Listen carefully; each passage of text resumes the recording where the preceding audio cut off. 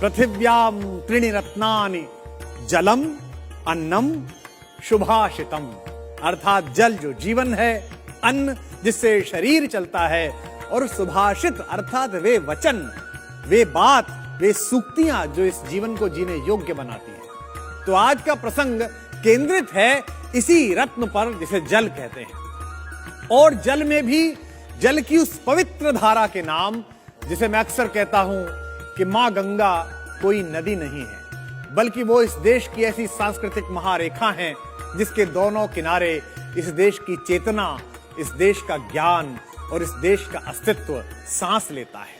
आज से हजारों वर्ष पहले सगर नाम के एक प्रतापी राजा हुए, बहुत बलशाली, बहुत पराक्रमी। उनके 60,000 पुत्र थे। एक दिन राजा सगर ने अपने 60,000 पुत्रों के साथ मिलकर अश्वमेघ यज्ञ करने का निर्णय लिया। अश्वमेघ यज्ञ में एक घोड़ा छोड़ा जाता है और यह घोड़ा जहां जहां से होकर गुजरता है, उस राज्य का वह हिस्सा उस राजा का हो जाता है। और इस घोड़े को जो कोई रोकता है, उसे राजा से युद्ध करना पड़ता है और जीतना पड़ता है, अन्यथा अपना राज्य हारना पड़ता है। तो राजा सगर ने अश्वमेघ करने के लिए एक बहुत ही शक्तिशाली घोड़े को छोड़ा। वह इतना शक्तिशाली था कि तीनों लोकों में कहीं भी जा सकता था, और उसके स्वामी स्वयं इतने शक्तिशाली थे कि उस घोड़े को रोकने पर जो युद्ध करने की स्थिति आती थी, ऐसी शक्ति उस समय पृथ्वी के किसी राजा में नहीं थी। जब यह बात स्वर्ग के सम्राट, देवताओं के राजा इंद्र को पता चली, तो वो बहुत चिंतित हो गए। उन्होंने एक योजना बनाई। उन्होंने उस घोड़े को चुरा लिया और उसे ले जाकर कपिल मुनि के आश्रम में बांध दिया। राजा सगर ने उस यज्ञ की जिम्मेदारी अपने सबसे बड़े बेटे अंशुमान को दे रखी थी। उनके भाइयों ने देखा कि वह घोड़ा तो कपिल मुनि के आश्रम में बंधा हुआ है।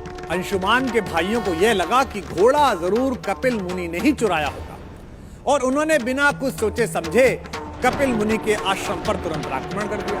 साधना में लगे हुए कपिल मुनि, उनको तो पता भी नहीं था कि बाहर क्या फजीता हो गया है। जब आश्रम पर आक्रमण हुआ, तब जाकर उनकी तपस्या भंग हुई। तो तपस्या से जो ऊर्जा उनकी आंखों से निकली, उसमें वे 60 के 60,000 लोग जलकर भस्म हो गए। जब उसे पता चला कि उसके भाइयों ने यह अनर्थ कर दिया है और कपिल मुनि ने उन्हें दंड दिया है, तो अंशुमन तुरंत कपिल मुनि के आश्रम पर जा पहुंचे। वहां उन्होंने मुनिवर से अपने भाइयों के इस कर्म पर, जो बिना तर्क बिना सोच के किया गया था, इसके लिए क्षमा मांगी, और उदार हृदय मुनिवर कपिल ने अंशुमान को क्षमा कर दिया और उसके भाइयों को क्षमा कर दिया। अब अंशुमान ने पूछा कि प्रभु, आपने क्षमा तो कर दिया, पर ये भस्म के रूप में पड़े हुए मेरे भाई, इनकी मुक्ति का मार्ग बताइए।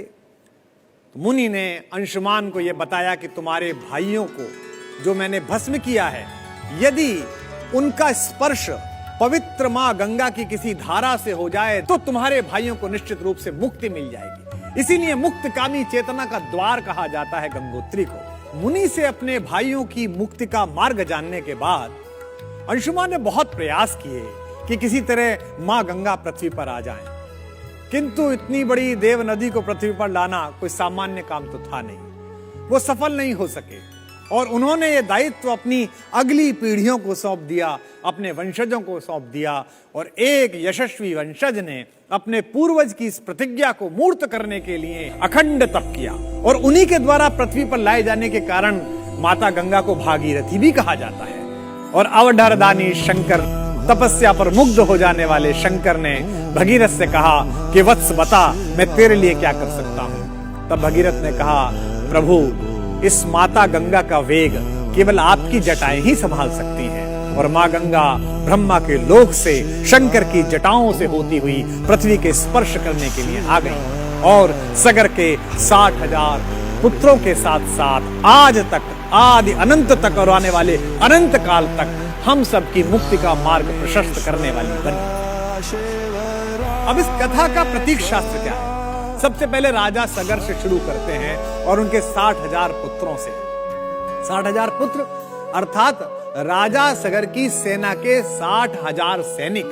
जो नायक, संस्थान का जो सबसे बड़ा व्यक्ति अपने साथ काम करने वालों को अपना बेटा समझता हो, अपना भाई समझता हो, उसका ही अश्वमेघ का घोड़ा तीनों लोकों में आराम से दौड़ता है। कहा जाता है कि समुद्रगुप्त, जिसने अस्वक्षर मुद्रांकित इस देश को कर दिया था, जो भारत के महानतम सम्राटों में से एक है, उसे अपने सैनिकों के बच्चों तक के नाम याद थे। एक सार ये है। दूसरा प्रतीक अविवेक और अहंकार सिर्फ व्यक्ति नहीं, बड़े बड़े कुल और समूहों को नष्ट कर देते हैं। 60,000 योद्धा, इतनी महत्वपूर्ण जिम्मेदारी और ऐसा काम कि अगर ठीक से पूरा कर लें तो तीनों लोकों में उनकी जय जयकार हो जाए। लेकिन सिर्फ शक्ति के अहंकार में उन्होंने एक बार भी यह नहीं सोचा कि कपिल मुनि जैसे तपस्वी, जो पृथ्वी के सारे वैभव को तुच्छ मानकर अपना पिंडदान स्वयं कर चुका हो, उस सन्यासी को तुम्हारे घोड़े से क्या मतलब। लेकिन महाकवि दिनकर कहते हैं, जब नाश मनुज पर छाता है,